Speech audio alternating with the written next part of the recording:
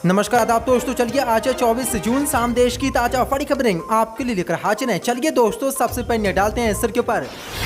पैगंबर मोहम्मद शाह पर की गई बेयादी टिप्पणी को लेकर नुपुर शर्मा पर कसा शिकंजा, पश्चिम बंगाल पुलिस ने भेजा समन। कल नुपुर शर्मा को पश्चिम बंगाल पुलिस करेगी गिरफ्तार। मोदी की अग्निपथ योजना के समर्थन में उतरे मुसलमान, आज मस्जिदों से होगा ऐलान, अग्निवीर जरूर बने मुस्लिम नौजवान। उद्धव सरकार बचाने को मैदान में उतरे शरद पवार, कहा बहुमत का फैसला अब विधानसभा में होगा। मोदी की अग्निपथ योजना के खिलाफ सड़क पर उतरेगी कांग्रेस, देश भर में 27 जून को होंगे धरना प्रदर्शन, मोदी को झटका। चीन के बाद नेपाल से मोदी को लगा बड़ा झटका, नेपाल ने भारत की जमीन पर किया कब्जा, मोदी ने पूरी दुनिया में कराई भारत की बेइज्जती। राजस्थान के कोटा में कांग्रेस कार्यकर्ताओं का जोरदार प्रदर्शन, कांग्रेस नेता बोले राहुल गांधी को गिरफ्तार किया तो भाजपा ऑफिस में लगा देंगे आग। कर्नाटक में अंध भक्तों को मुस्लिम छात्राओं ने दिया बड़ा झटका, हिजाब पहले पढ़ाई बाद में कर्नाटक में मुस्लिम छात्राओं ने छोड़ा कॉलेज।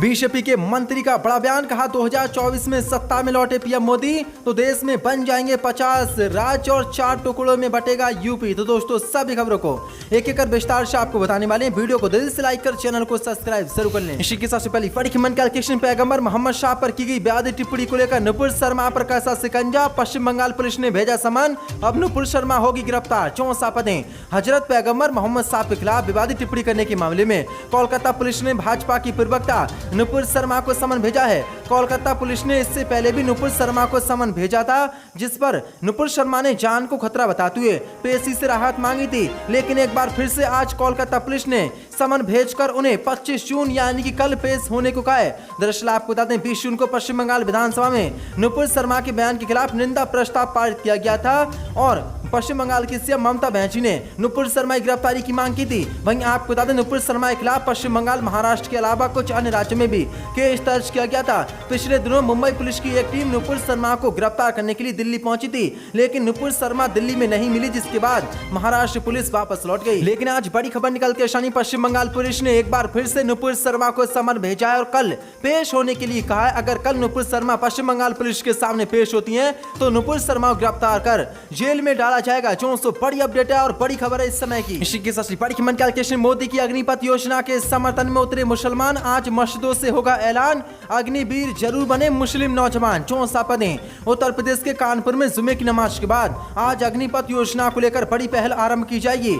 इसके लिए शहर की कई मस्जिदों में युवाओं से अपील की जाएगी कि मुस्लिम नौजवान अग्निपथ योजना में बढ़ चढ़ कर हिस्सा लें। ऑल इंडिया सुन्नी उलमा काउंसिलिंग की ओर से शुरू की जा रही इस पहल में शहर की आधा दर्जन मस्जिद शामिल होंगी। ऑल इंडिया सुन्नी उलमा काउंसिलिंग के राष्ट्रीय अध्यक्ष हाजी मोहम्मद सलीम ने मीडिया से बातचीत करते हुए कहा कि हम अपने मुस्लिम नौजवानों से इसलिए अपील कर रहे हैं जिससे उनमें अनुशासन आएगा और उन्हें रोजगार भी मिलेगा। इसके साथ ही देश सेवा में उनकी हिस्सेदारी बढ़ेगी। कई मस्जिदों से हमारी चर्चा हो रही है, वहीं शहर की 400 मस्जिदों को हम पत्र लिखकर इस योजना के प्रचार प्रसार की अपील करने को कहेंगे। हम चाहते हैं कि अग्निपथ योजना में मुसलमान सबसे ज्यादा बढ़ चढ़कर हिस्सा ले। इसी के साथ बड़ी खबर, उद्धव सरकार बचाने को मैदान में उतरे शरद पवार, कहा बहुमत का फैसला अब विधानसभा में होगा। 64 पदें। महाराष्ट्र में जैसे जैसे समय गुजर रहा है वैसे वैसे नए सियासी घटनाक्रम सामने आ रहे हैं। शिवसेना के बदलते हुए तेवरों के बीच एनसीपी प्रमुख शरद पवार ने भी अपना ताकत तेवर दिखाए हैं। दरअसल एनसीपी विधायकों के साथ मीटिंग के बाद शरद पवार ने कहा कि हम सरकार बचाने की हर संभव कोशिश कर रहे हैं और आगे भी करेंगे। मौजूदा समय में बहुत उद्धव ठाकरे के पास हैं और अगर समीकरण बदलते हैं तो फिर बहुमत का फैसला विधानसभा में होगा। एनसीपी विधायकों के साथ मीटिंग के बाद शरद पवार ने कहा कि फिलहाल उद्धव सरकार के पास बहुमत है और आगे बहुमत रहेगा या नहीं इसका फैसला विधानसभा में होगा। विधानसभा में जब प्रक्रियाओं का पालन किया जाएगा तो ये साबित हो जाएगा कि ये सरकार बहुमत में है या नहीं। शरद पवार ने शिवसेना के बागी विधायकों पर जोरदार हमला बोलते हुए कहा कि 2.5 साल पहले इन्हें हिंदुत्व क्यों नहीं याद आया। बागी विधायकों को हर हाल में इसकी कीमत चुकानी होगी। इसी के साथ बड़ी खबर, मोदी की अग्निपथ योजना के खिलाफ सड़क पर उतरेगी कांग्रेस पार्टी, देश भर में 27 जून को होंगे धरना प्रदर्शन, मोदी के छूटे पसीने। 64 पदें। केंद्र की मोदी सरकार की ओर से हाल ही में लॉन्च की गई अग्निपथ योजना के खिलाफ अब कांग्रेस भी देश भर में प्रदर्शन करने की तैयारी में है। पार्टी के नेताओं ने कहा कि अग्निपथ योजना के खिलाफ पार्टी की लड़ाई जारी रहेगी और इसी तर्ज पर उनके सभी विधायक, सांसद और अन्य नेताओं के नेतृत्व में 27 जून को अपने अपने राज्य के सभी विधानसभा क्षेत्रों में सुबह 10 बजे से दोपहर 1 बजे शांतिपूर्ण सत्याग्रह करा जाएगा। बड़ी अपडेट निकल के सामने। अब कांग्रेस ने भी अग्निपथ योजना को लेकर मोदी खिलाफ मोर्चा खोल दिया है। इसी के साथ बड़ी कैलकुलेशन चीन के बाद अब नेपाल से मोदी को लगा जोरदार झटका। नेपाल ने भारत की जमीन पर किया कब्जा। 64 पदें। उत्तराखंड के चंपावत में भारत नेपाल सीमा पर नेपाल ने भारत की 5 हेक्टेयर जमीन पर कब्जा कर लिया है, जिसके बाद मोदी की पूरी तरीके से पोल खुल गई है। वहीं सशक्त सीमा बल के एक वरिष्ठ अधिकारी ने इस बात की जानकारी दी है। उन्होंने कहा कि बल ने केंद्रीय गृह मंत्रालय को इस संबंध में रिपोर्ट भेजी है। वहीं वन विभाग ने भी नेपाल के कब्जे को लेकर शासन को रिपोर्ट भेजी है। वन विभाग के अनुसार पिछले 3 दशकों में इस भूमि पर किए गए कब्जे के तहत पक्के निर्माण के साथ साथ अस्थायी झोपड़ियां और दुकानें भी बना ली गई हैं। दोस्तों, किस तरह से चीन के बाद अब मोदी को नेपाल से बड़ा झटका लगा और नेपाल ने भारत की जमीन पर कब्जा कर लिया है। इसी के साथ बड़ी कैलकुलेशन। राजस्थान के कोटा में कांग्रेस कार्यकर्ताओं का जोरदार प्रदर्शन। कांग्रेस नेता बोले राहुल गांधी को गिरफ्तार किया तो भाजपा ऑफिस में लगा देंगे आग। 64 पदें। राहुल गांधी से ईडी की पूछताछ के विरोध में देश भर में कांग्रेस कार्यकर्ता सड़क पर उतरकर प्रदर्शन कर रहे हैं। इसी क्रम में राजस्थान के कोटा कलेक्ट्रेट पर कांग्रेस कार्यकर्ताओं ने प्रदर्शन करते हुए भाजपा के मुख्यालय पर जोरदार प्रदर्शन किया। कांग्रेस नेता व हड़ौती विकास मोर्चा के संयोजक राजेंद्र खाकरा ने कहा कि कोटा के कांग्रेस कार्यकर्ता राहुल गांधी की गिरफ्तारी को बर्दाश्त नहीं करेंगे, वह भाजपा कार्यालय को आग के हवाले कर देंगे। कोटा कलेक्ट्रेट पर कांग्रेस धरना प्रदर्शन करने पहुंची, लेकिन इस दौरान कांग्रेस में 2 फाड़ हो गई और जोरदार प्रदर्शन होने लगे। बड़ी अपडेट निकल कर सामने खुली धमकी कांग्रेस नेता ने दी है। इसी के साथ बड़ी कैलकुलेशन। अंध भक्तों को बड़ा झटका। हिसाब पहले पढ़ाई बाद में। कर्नाटक में मुस्लिम छात्राओं ने छोड़ा कॉलेज। 64 पदें।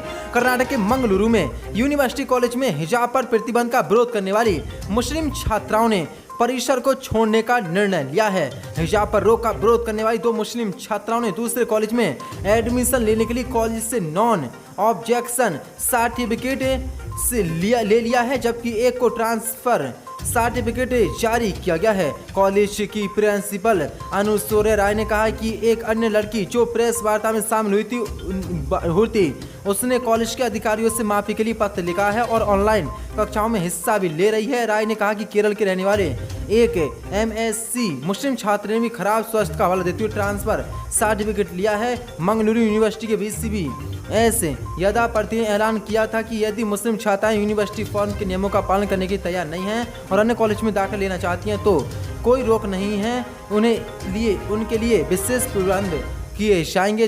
बड़ी अपडेट निकल के सामने। मुस्लिम छात्राओं ने अंध भक्तों को आज बड़ा झटका दिया है और हिजाब के लिए अपनी पढ़ाई तक को मुस्लिम छात्रों ने कर्नाटक स्कूल में छोड़ दिया है। किस तरह से। इसी के साथ बड़ी कैलकुलेशन। कर्नाटक के बीजेपी मंत्री का बड़ा बयान। कहा 2024 में सत्ता में लौटे PM मोदी तो देश में बन जाएंगे 50 राज्य, 4 टुकड़े में बटेगा यूपी। 64 पदें।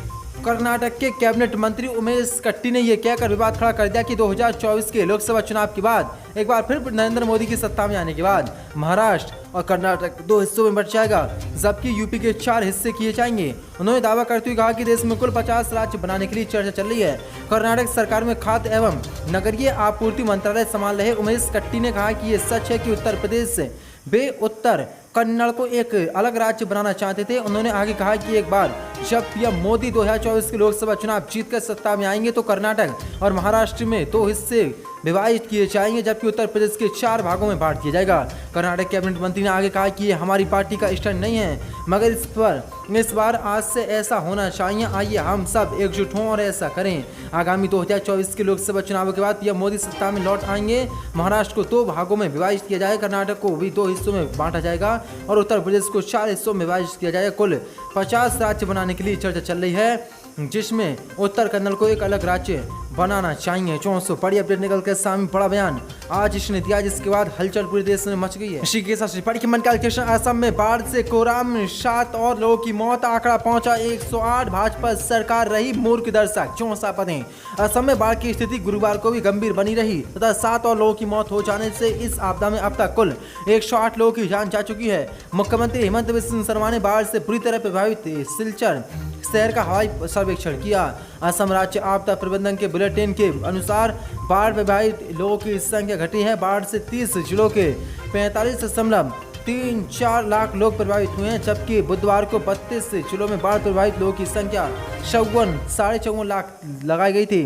प्रधानमंत्री मोदी ने कहा है कि केंद्र सरकार असम में बाढ़ की स्थिति की लगातार निगरानी कर रही है तथा इस चुनौती से निपटने के लिए हर संभव सहायता प्रदान करने की खातिर राज्य सरकार के साथ मिलकर काम कर रहा है। प्रधानमंत्री मोदी ने कहा कि सेना और एनडीआरएफ के दल बाढ़ प्रभावित क्षेत्रों में मौजूद हैं, वे बचाव अभियान चला रहे हैं और प्रभावित लोगों की मदद कर रहे हैं। वायुसेना से बचाव अभियान के तहत 250 से अधिक उड़ानें भरी हैं। 400 बड़ी अपडेट निकल के सामने, लेकिन इस बाढ़ में अब तक 108 लोगों की मौत हो गई और मोदी और असम की भाजपा सरकार लोगों को बचाने में पूरी तरीके से विफल साबित होती दिखाई दे रही है।